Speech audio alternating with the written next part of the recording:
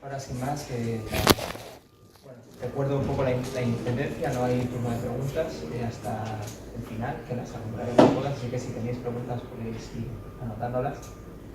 Y sin más, doy paso a Elena Irigoyen a hablar de Byung-Chul Han. Hola, ¿qué tal? Buenos días. Bueno, como dice mi compañero Jesús, yo voy a hablar del planteamiento de Byung-Chul Han, que considero que quizá no es necesaria una presentación del autor, porque hoy en día creo que todos le conocemos, hemos oído hablar de él. Y bueno, por tanto voy a pasar directamente a su planteamiento sobre la sociedad contemporánea y el sujeto que en ella surge. Voy a dividir mi exposición en tres conceptos que creo que son fundamentales en su propuesta. El concepto de transparencia, en primer lugar, el concepto de rendimiento y finalmente la figura, más que concepto, la figura del idiota. Si bien esta figura sería algo así como la solución que plantea Byung-Chul Han a su diagnóstico sobre la sociedad y el sujeto que en ella se genera, los dos primeros conceptos, transparencia y rendimiento, nos van a servir para esquematizar en líneas generales y comprender ese diagnóstico. El cual, antes que nada, hay que decir que para Byung-Chul Han tiene mucho que ver con la dialéctica hegeliana, es decir, más concretamente, la dinámica social sigue la dialéctica hegeliana, en la cual habría, como ya sabemos, un primer momento de afirmación, lo que se ha dado a llamar la tesis, un segundo momento de negación, la antítesis y finalmente una reconciliación englobadora, sintetizadora de los elementos anteriores, que en definitiva sería una negación de esa negación del segundo polo, ¿no? Para Byung-Chul Han, nuestra sociedad estaría estancada en el primer polo afirmativo, por tanto habría un exceso de positividad hoy en día que se traduce en cosas tales como exceso de información, de estímulos, exceso de rendimiento, de explotación, exceso de positividad en última instancia. Que es lo mismo que decir que falta ese polo negativo, falta lo otro en mayúsculas, la otredad, que supondría un bloqueo, un obstáculo, una resistencia a esa dinámica social capitalista de total aceleración, ¿no? De tal manera que el paradigma en el que hoy estamos, según él, ya no sería el inmunológico, que sería el propio del siglo XX, por ejemplo, en el cual efectivamente lo otro todavía existiría y la sociedad en su conjunto y los individuos reaccionarían ante lo otro, lo absolutamente extraño o ajeno, como si de un virus se tratara. Sin embargo, hoy ya no sería este paradigma el que se da, sino un paradigma neuronal, dice, en el cual solo se da la diferencia infértil, la que no crea reacción, la que no supone obstáculo alguno a la dinámica social.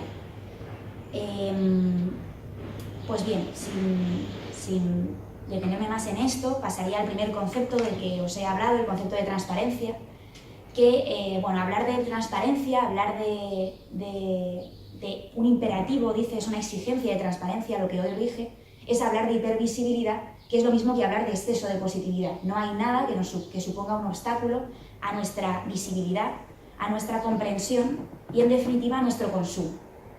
Para Han estaríamos en una sociedad pornográfica, en tanto, bueno, pues igual que en el porno no hay ni un milímetro de piel que no se vea, ¿no? Que la cámara no capte. Y por tanto no hay nada que suponga un misterio, un enigma indescifrable, eso otro, ¿no? Ese imperativo de transparencia, dice Han, es una reacción sistémica, se da en todos los ámbitos de la sociedad y los individuos lo hemos integrado como parte de nuestra vida. Una de las causas de que se haya extendido tanto este imperativo es la extensión, a su vez, del medio digital, la importancia que ha tomado en nuestras vidas, porque en el medio digital este imperativo es nuclear, es central. Por eso habla Han de un panóptico digital, porque el panóptico, toma la figura que habría hecho relevante Foucault en Vigilar y Castigar en los años 70, pero el panóptico digital de Han tiene un par de diferencias. En primer lugar, no es perspectivista. No hay una diferencia entre el centro y la periferia, es decir, no hay una torre vigía, un vigilante que controlaría y estaría vigilando constantemente a unos prisioneros aislados los unos de los otros que no podrían vigilar a su vez, sino que hoy en día en las redes sociales principalmente todos nos vigilaríamos mutuamente, por tanto no hay esa diferencia entre centro y periferia. Y esto da lugar a la segunda diferencia, que es que esta vigilancia no la entendemos como algo coercitivo u opresor, sino que imperaría una ilusión de libertad y creeríamos estar cumpliendo con nuestro deseo más espontáneo y más íntimo al exhibirnos, al desnudarnos en la red, sin darnos cuenta de que ese deseo quizá no sea espontáneo, si eso existe, sino que es inducido socialmente, ¿no? Yo creo que para resumir podemos decir que Byung-Chul Han considera que este imperativo de transparencia rige tanto la relación de uno consigo mismo, porque nos estaríamos exigiendo constantemente a nosotros mismos cumplir con ese deseo de exhibirnos y de colgar constantemente fotos, etcétera, en nuestros diferentes perfiles sociales, sino que también regiría la relación de uno con los demás, porque también les exigiríamos a los demás que nos fueran transparentes, que se exhibieran, que no supusieran ningún tipo de misterio para nosotros. Por eso Han habla de cómo las relaciones humanas, sobre todo las relaciones amorosas hoy en día, seguirían un ideal de la intimidad, es decir, la relación sería más pura, más verdadera en última instancia, cuanto más llegáramos a descubrir una especie de núcleo duro que hay en el otro, ¿no? Llegaríamos a consumirlo hasta sus últimas consecuencias, ¿no? Para Han esto es una manera de desvirtuar la relación amorosa y las relaciones humanas en general, porque para él lo que habría que hacer es justo lo contrario. Esto es respetar absolutamente ese núcleo duro, esa otredad, esa alteridad de la persona que tenemos enfrente y por tanto arriesgarnos en las relaciones amorosas, porque esa persona siempre supondría mucha incertidumbre, una irrupción en nuestras vidas, ¿no? Si nos enamoramos de ella. Además dice, no respetar, intentar descubrir hasta el final ese núcleo duro de la otra persona es un acto de narcisismo. Dice que en ello devaluamos la interacción con los demás, le hacemos de ella algo fácil, algo meramente agradable, sin riesgo alguno, como digo, y eso nos permite mantener nuestra atención siempre focalizada sobre nuestras vivencias, lo que estamos vivenciando con la otra persona en vez de estar pendientes de la otra persona quizás, ¿no? Aquí podríamos, creo, proponer ciertas críticas que lanzo al debate posterior, si interesa, que son, bueno, en primer lugar, de nuevo vemos esa nostalgia del pasado de la que Bauman también hace gala, como ha explicado mi compañero Álvaro, y nos plantea, creo, un ideal parecido al del amor cortés, ¿no? Una especie, volvemos otra vez a ese amado, esa amada inalcanzable que hay que resignarse a mirar desde cierta distancia, ¿no? ¿Por qué esa nostalgia del pasado? ¿Por qué siempre mirar hacia atrás y encontrar atrás unas soluciones que en el presente o en el futuro no estarían, ¿no? En segundo lugar, otra crítica que se me ocurre es que creo que muchos estaríamos de acuerdo en que en las redes sociales no impera tanto una exigencia de transparencia como de apariencia de transparencia, es decir, es un juego de máscaras, estamos constantemente poniéndonos unas y otras, al igual creo que en la vida social no virtual, y bueno, pues en ese juego de máscaras intentamos quizá aparentar que todo lo que colgamos en las redes es lo que somos, es decir, apariencia de transparencia, que estamos siendo irreprochablemente sinceros, que todas las fotos y todos los comentarios que allí colgamos dicen la verdad sobre nosotros. Y queremos que los demás piensen eso, a pesar de que creo que todos somos conscientes de ese juego de máscaras constante, ¿no? Y finalmente, en tercer lugar, quizá podríamos hacer una crítica algo más radical, apuntar a la raíz y ver que bajo el planteamiento de Byung-Chul Han subyace de nuevo la distinción entre un yo verdadero, ese núcleo duro que hay que respetar según él, o que las dinámicas neoliberales y capitalistas hacen que deseemos descubrir, ¿no? Pero en todo caso hay un núcleo duro que se contrapondría a un yo o unos yoes aparentes, máscaras, y en definitiva falsos, en contraposición a ese yo verdadero, ¿no? Y si esta distinción la dejamos a un lado, podemos pensar que somos ese juego de máscaras y ya está, que esas máscaras son también la imagen de lo que queremos ser, de cómo queremos que los demás nos vean, y todo ello conforma lo que somos. Y no habría por qué pensar en un núcleo oculto que verdaderamente fuera nuestra esencia o algo por el estilo, ¿no? Porque todavía quiero apuntar a otros puntos de Byung-Chul Han. De aquí se desprende la idea, para resumir, de un sujeto íntimo y narcisista. Y esto tiene consecuencias políticas. Según Byung-Chul Han, bueno, pues hoy somos seres muy individualistas y somos incapaces de conformar un nosotros en mayúsculas, con capacidad política y de cambio social. En definitiva, hoy no es posible formar una masa como se había formado en el siglo XX, una masa en la que por definición los individuos pierden, valga la redundancia, pierden su individualidad, se unifican y buscan un objetivo común político, ¿no? Bueno, pues hoy esto no se da, hoy lo que se da es un enjambre, y esto también me remite un poco a Bauman. Byung-Chul Han habla de un enjambre digital para conectarlo con ese panóptico digital del que hemos hablado, ¿no? Y en este enjambre, bueno, pues al contrario que en la masa, los individuos nunca pierden su individualidad y simplemente se unen de manera fugaz por un sentimiento de indignación. La indignación sería efectivamente bueno, pues un sentimiento que va y viene, con mucha fuerza a veces, otras con menos, pero en última instancia no tiene la capacidad de engendrar un futuro, dice Han. Decir que somos todos parte de un enjambre digital le lleva a decir finalmente que todos somos parte del mismo sistema, el sistema capitalista, y que por tanto ya no hay distinción de clase, ya no hay una clase capitalista y una clase trabajadora, sino que esa lucha de clases y esa explotación la habríamos integrado cada uno de nosotros. Y por tanto hoy seríamos sujetos que nos autoexplotaríamos a nosotros mismos. Seríamos dominantes y dominados al mismo tiempo. Y esto me lleva al segundo concepto del que os había hablado, que es el concepto de rendimiento. Efectivamente, en tanto que somos sujetos que nos autoexplotamos, ¿esto qué significa? Significa que queremos sacar el máximo rendimiento de unas supuestas capacidades que tenemos, ¿no? Llevarlas a su punto óptimo, porque en ello nos autorrealizamos, nos concebimos hoy como proyectos u obras de arte y queremos sacar de nosotros mismos lo máximo que podamos, ¿no?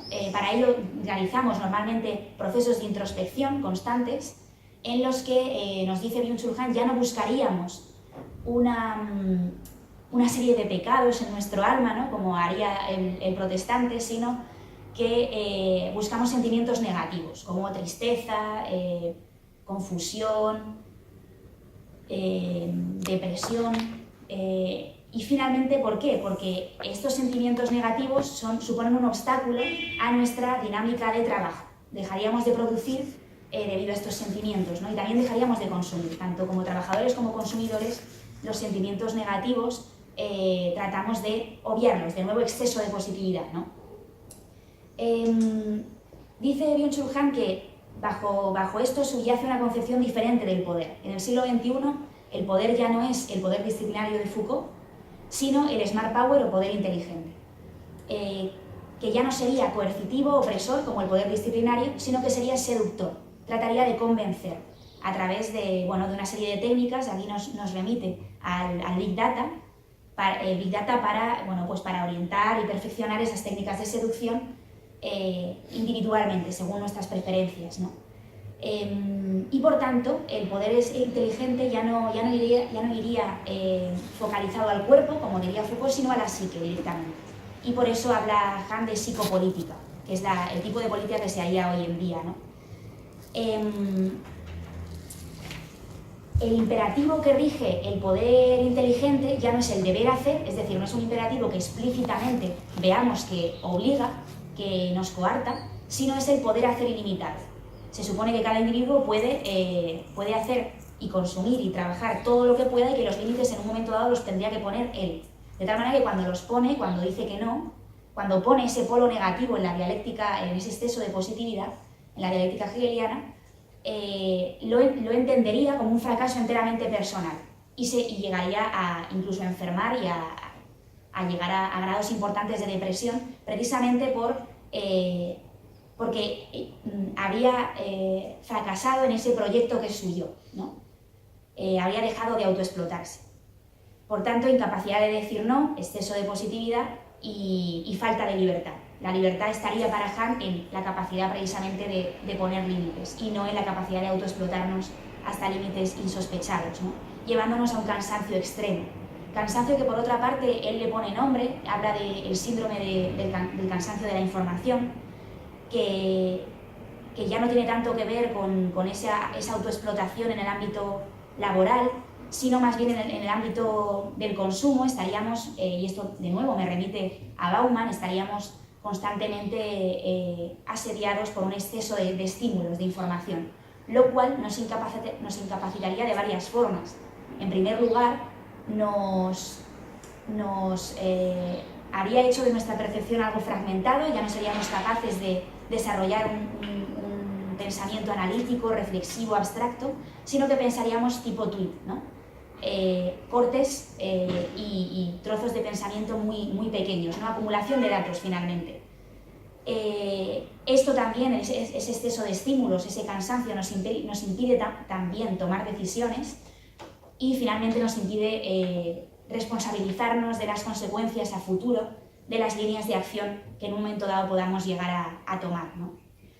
Pues bien, si bien estoy bastante de acuerdo con este último punto, este síndrome de cansancio de información al que creo que estamos sometidos en muchos aspectos, no estoy tan de acuerdo con la idea de un sujeto autosometido y la eliminación de la distinción de clase hoy en día, ¿no?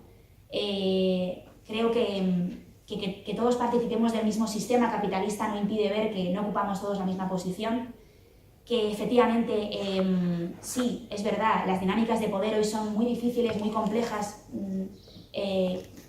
muy difíciles de identificar, ¿no?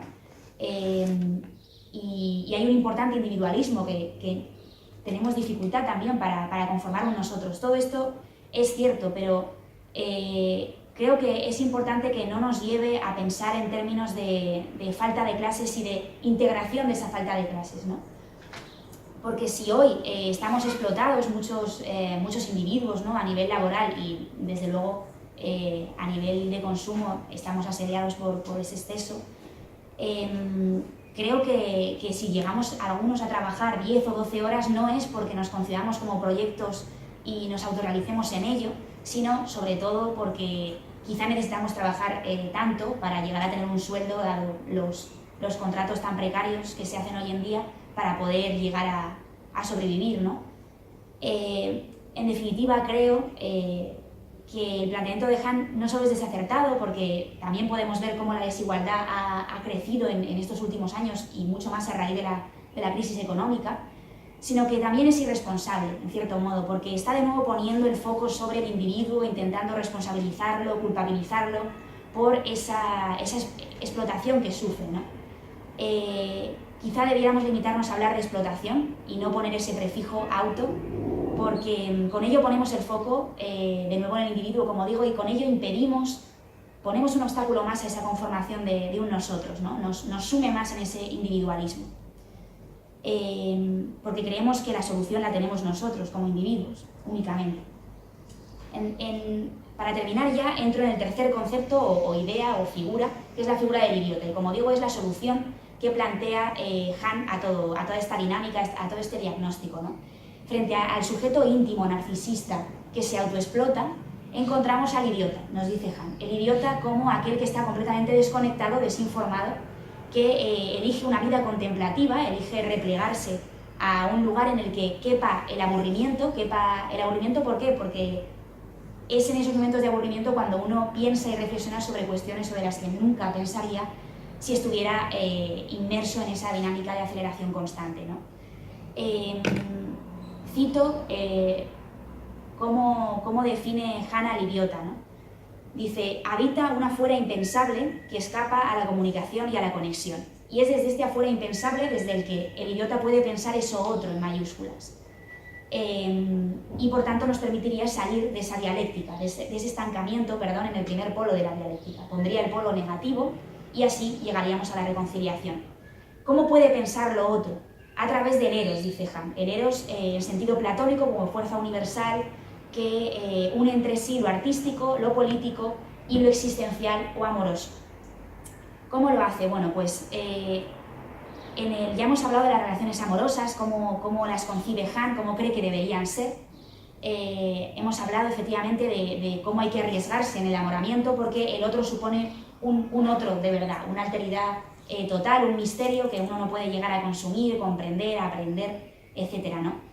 Y ese riesgo, esa incertidumbre, es algo que cree que hemos de aceptar en muchos otros ámbitos de nuestra vida, como son el arte y la política sobre todo, ¿no? De tal manera que lo que une el arte, la política y el amor es lo que dice la fidelidad al acontecimiento en el sentido del que habrían hablado Foucault, Derrida, etc. En tanto que ruptura, irrupción de lo completamente singular, ¿no? Algo que abre un espacio a lo completamente otro y nos permite aspirar a una vida o a una relación o una sociedad totalmente diferente, ¿no? Aquí creo que se le pueden plantear otras críticas y ya termino completamente con esto, y es, en primer lugar, creo que la expresión fidelidad al acontecimiento o respetar la alteridad del otro son expresiones algo vagas, en tanto que soluciones a ese salir de nuestro individualismo y llegar a conformar un nosotros, ¿no? Creo que habría que perfilarlo con más precisión, porque quizá la idea de respetar la alteridad del otro nos puede llevar a pensar otra vez en una tolerancia light, ¿no? Que creo que él mismo critica, ¿no? Pero al no expresar concretamente lo que quiere decir, quizá nos lleva a pensar así, ¿no? En segundo lugar, ¿hasta qué punto es posible ese afuera impensable que habitaría el idiota, ese afuera del sistema, esa especie de atalaya en la que se situaría el pensador, sin estar influenciado por esas dinámicas de aceleración, rendimiento, etc., ¿no? Y cómo desde esa atalaya puede llegar a cambiar el panorama político, ¿no? A incentivar a otros a que lo hagan. Y finalmente, creo que el idiota quizás sería el sujeto paradójicamente más aislado, el completamente desconectado, ¿no? De hecho, idiota, aunque Han no lo dice, y no sé si no lo dice intencionadamente, ¿no? Porque creo que es bastante conocido, bueno, pues el término idiota viene del griego, que significaba claramente aquel que no participaba en los asuntos públicos, por tanto, parece el más desconectado, el que no puede llegar realmente a hacer que conformemos un nosotros en mayúsculas.